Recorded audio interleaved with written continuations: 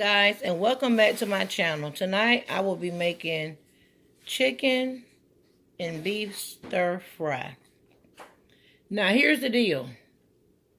This is pretty much my first time, so what I'm doing is trying to make me a concoction.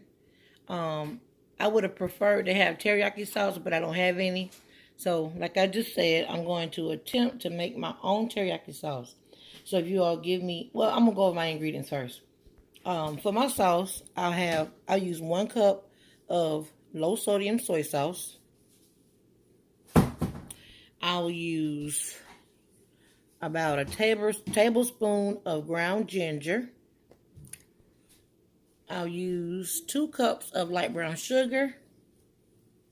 And I'll make me a slurry for a thickener for the sauce as well. I'm trying to think of anything else I'm going to put in it. Oh, and also I'll put some of this oyster sauce. Also, I'll use a little bit of sesame oil.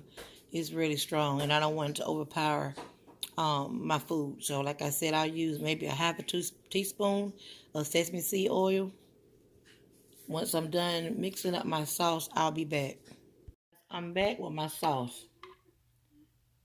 And if you can remember, I added a tablespoon of sesame oil, a tablespoon of oyster sauce, a half a teaspoon of ginger, and I used 2 cups of the low sodium soy sauce. Now I have my slurry on the side because once I get my soy boiling, when it comes to a boil, I will then add the slurry to get it thick. And I will be back to show you guys what meats I'm using. I'm about to saute my sirloin Philly steak meat. I have the rotisserie chicken that's fully cooked. I just have it in my microwave just to get some of the frost off it so it won't produce so much water in my chicken. I'm sorry, in my grease. So we'll heat that up. Get these open.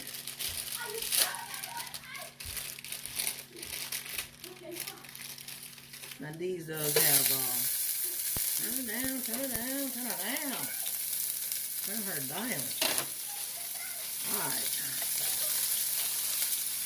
We'll do maybe 3. So you know we gotta break them up first. I got this thing too high. Alright guys. It's popping on me, so let me come back to you once I'm done with the meat. Okay guys, I've finished scrambling my meat. It's fully cooked. I had to drain some grease off of it. So now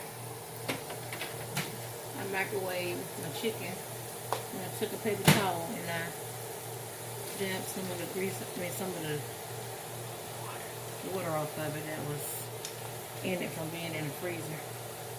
And I'll mix these up. Now I will not season this meat because the chicken is already seasoned. The soy sauce has sodium in it. So here's the meat. Now, with that being done, what I'll do is come back after I put my sauce on and get my vegetables added. Okay guys, I don't know if I showed you the vegetables I'm using, but originally I was going to just use the broccoli stir fry, but my kids love broccoli, so I ended up putting maybe a half of a 2-pound bag of broccoli florets in it. And here is the vegetables and the meat.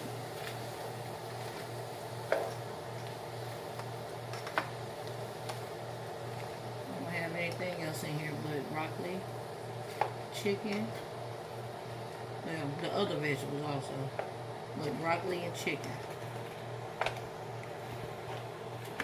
I'll let this sort of cook down a little bit. I may put my lid on it, I'm not sure yet. Just to get some of that frozen ice off of the vegetables.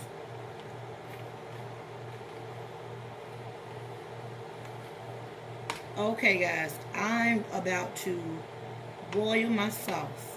I'll be back to show you as soon as I get it on and let it come to a little simmer. I'll be right back. Okay guys, you see that my sauce is coming to a simmer, or to a boil. So what I'll do now is add my slurry.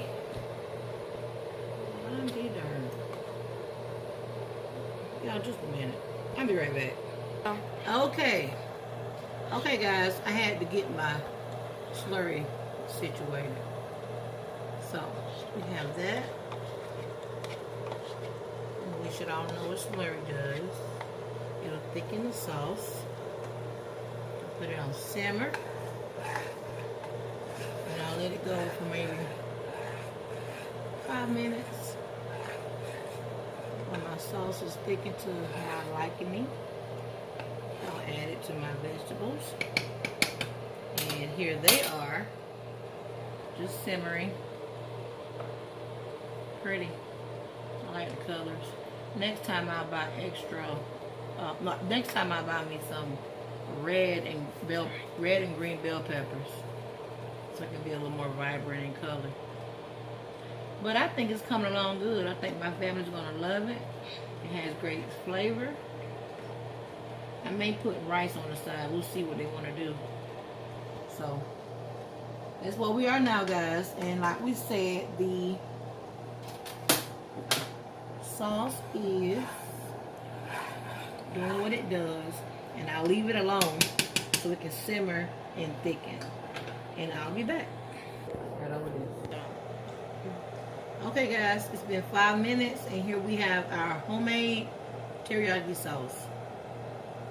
The thickness is okay for me. I didn't want it runny and I didn't want it too thick. But I think that's a great consistency. So now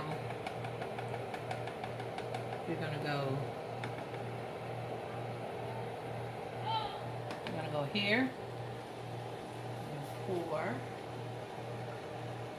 sauce. Oh, wait a minute. I don't want to get too much sauce on. Wait just a minute. Let's see what this does.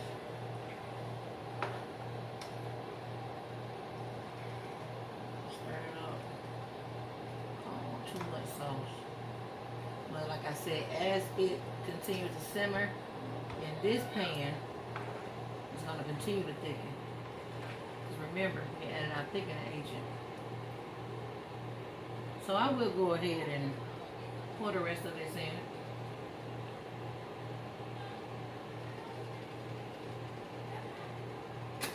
I guess I will. Yeah. Alright.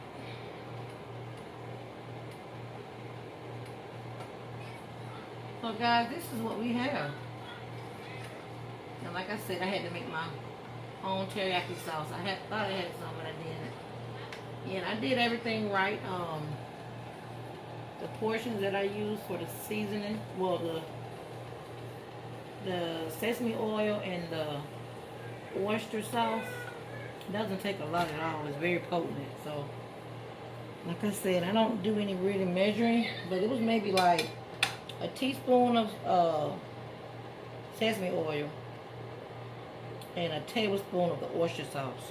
Now, if I told you any measurements earlier that were different, I'm telling you now that I did end up using only a teaspoon of sesame oil and a tablespoon of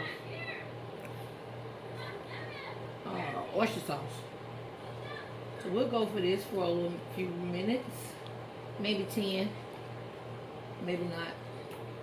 But once I'm done and I'm ready to plate my food, I'll be back. Okay guys, here we are. Oh shucks, We got some stir-fried broccoli, chicken and steak, and some white rice. Once I plate this up, I will come back and show you the finished product. Go. Okay, guys, here we are. Beef, broccoli, chicken, stir-fried rice. Going in. Give me some rice, vegetable, broccoli.